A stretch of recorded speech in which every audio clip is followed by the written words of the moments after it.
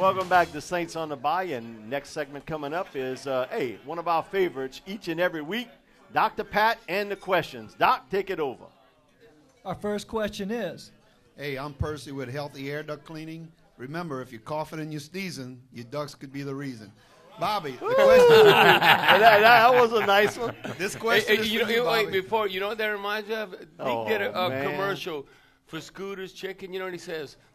And he said a quote, he goes, "You don't want no grease on your piece." Like, go ahead, sorry about that. Well, Bobby, being that the Saints are playing good and all, how confident you are that they're going to make it to the big game?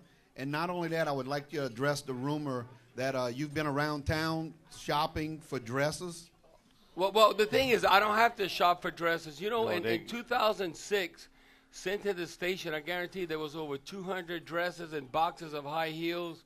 You know, I mean, as tall as I am, my foot's not that big. It's like 11 and a half for being almost, 6'4", but I got a wide foot. What's that? So 11 and a half triple E. Yeah, I got a wide, not as wide as long, but I need a big high heel. And I'm not walking in every Mardi Gras parade. I told Deke, it was crazy because that came about. We were getting calls. They were forming a Mardi Gras club like Buddy's Broads in honor of the great Buddy Diliberto, wanting us to march in every parade, like 200 or 300 people involved. And I said, I'm not doing all that. I said, I'm going to walk one block on Poitras, and then I'm going to have Big Chief as my pimp, coming around so we could do it for one block, and that's it. Hopefully that'll be the occasion, the Saints going to the Super Bowl. They don't have to win it. Just go to the Super Bowl. But what's encouraging, not only the Saints playing good, they're dominating after 4 games. I've never seen this kind of balance in the Saints' history as far as the total team. So, I mean, the sky's the limit, but it's a marathon. It's not a sprint. I mean, I can remember we went in 1987. We went 12-3. We had one less game because of the strike season. That was the whole strike. We were 3-3 and won 9 games in a row. Ended up playing the Vikings. We got crushed in the playoffs, but they were better than us to be, realistic. So I think a good measuring stick.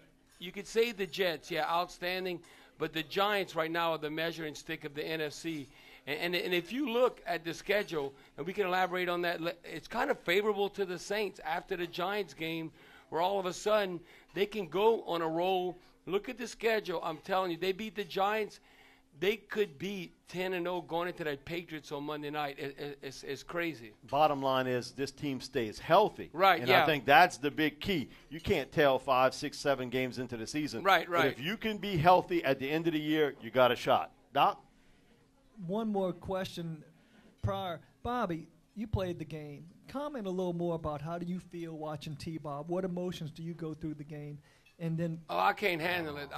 I'm stressed out. I think my dad's more stressed out than me. Because, like, when you played, you feel like you can control or have an opportunity to make a difference. When you're watching your kid out there, I don't know how Archie does it with Peyton and Eli. I mean, he'd have an ulcer or a heart attack or something.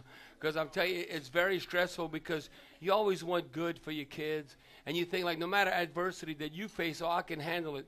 But your kids, sometimes you worry. You don't view them as a young man. You kind of view them when they were growing up like, he's going against this big dude. I hope he can hang with him, and stuff like that. But, what T-Bob showed a lot of maturity. He's, 20 years old, way more mature than I was at 20. So that's a good. Well, wait a minute now. So that's definitely a good thing. But, no, it's a lot more stressful to me.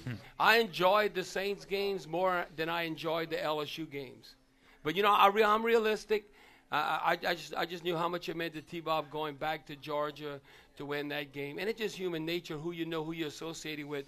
So T-Bob, obviously, yeah, that Georgia game, that's like the Super Bowl for him at LSU. Like LSU fans, you look at Ole Miss, Auburn, Tulane, there's some history there. But the history with T-Bob was that Georgia game. That's why I wanted it to work out. Now, Florida, I'm realistic. I hope you could beat Florida. What's going to happen. But Deke and I was talking about this.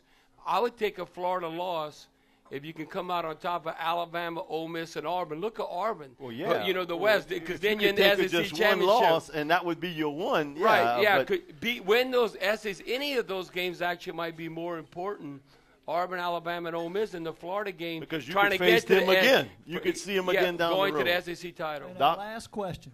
Yeah, I'm Brad with All-American Paint here in Houma. Following up on that, what's your prediction for the LSU-Florida game?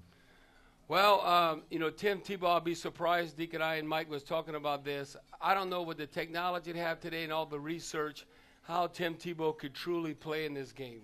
I mean, Doc, you probably can address this. I mean, when I played in 1989, I got my teeth knocked out. I had a third-degree concussion, first, second, third degree, and I shouldn't have played next week. But they didn't have the research. I ended up playing. I was fortunate. I didn't get hit again. Let me ask you, how did you do the following week? I did all right because I avoided that hit. God, I don't even know if we won or lost. I have to look after that Tampa game. I'd have to see in 1989. But the thing is that I avoided those hits. Now, I had 9 concussions, counting college and professional, but I never had more than 1 in a year. So over a 20-year period, I had 9. I would say like grade 3 or third degree. I had 3 of those. So where you're throwing up and you got headaches like 3 or 4 days later. Basically, it's like, when you get a crapaud, like a frog in your arm or something, you bruise and it gets all black. Well, what ends up happening, that happens to your brain, and it needs to heal. Right. So you look at Troy Aikman, Steve Young. They got a concussion. They went back out there 2 or 3 weeks. They got hit again, and it affected, their career. So I think Tim Tebow has so much upside that there's no reason he should play against LSU if you're truly looking out in his best interest. Now, as a doctor, Doc, would you sign off on it? Yeah, we talked about it last night. Would you sign off on that? If it was my kid, the answer would be no. Yeah, because you think if I feel like that for my kid, I'd do that for anybody else. No, and you look long term. I mean, now the research, it's like a 4 to 6 week injury. And really, Florida can lose to LSU and still control their destiny to go to SEC championship. I told you what they want to be undefeated. They want to be undefeated. That's why all those guys came back, and it'll be interesting. And listen, if he does play, that'll be like another chapter in the Tim Tebow Superman book. The way it is, if Tebow plays with Scary, he don't run around people. He's like a fullback. He's going to try and run you over. And, hey, if you dressed out and you're on the field, LSU, their goal, knock a snot bubble in his nose and get his behind out. Now, you worry later what might happen. But, no, if you dressed out, man, you got to take the licks out there. A lot more with Saints on the Bayou right after this quick timeout.